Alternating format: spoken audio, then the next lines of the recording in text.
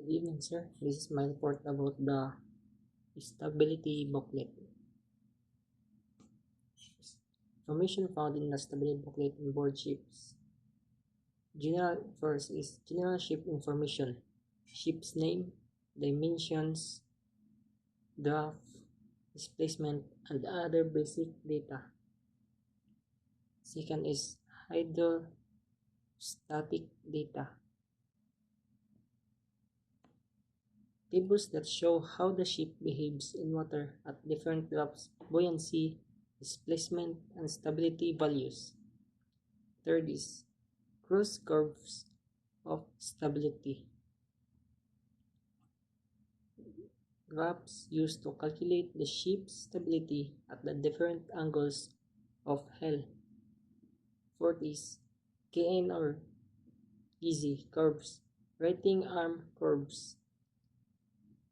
Diagrams that show how the ship returns to an upright position when it tilts. This example of safe loading conditions such as full load, ballast condition, and arrival departure condition. Next is maximum allowable kg or GM. Limits for the ship's center of gravity to keep the vessel stable. Next is tank capacity tables. Information about the ballast, information about fuel, ballast, and freshwater tank capacities. Next is free surface effect data. Data showing how liquid movement inside tanks affect stability. The next question is why the stability booklet is very important for seafarers. First is ensures ship safety. It helps officers keep the ship stable and prevent capsizing. Next is guides proper cargo loading.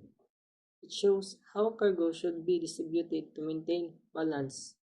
The next is helps in stability calculations. Officers use it to calculate the ship's stability before sailing. Next, required by maritime regulations. International rules require ships to carry a stability booklet on board prevents accident at sea. Proper use of booklet reduces the risk of twisting, sinking, or cargo shifting. In short, the stability booklet contains important data about the ship's stability, loading conditions, and hydrostatic information, and it is important because it helps seafarers operate the ship safely and avoid accidents at sea. Thank you.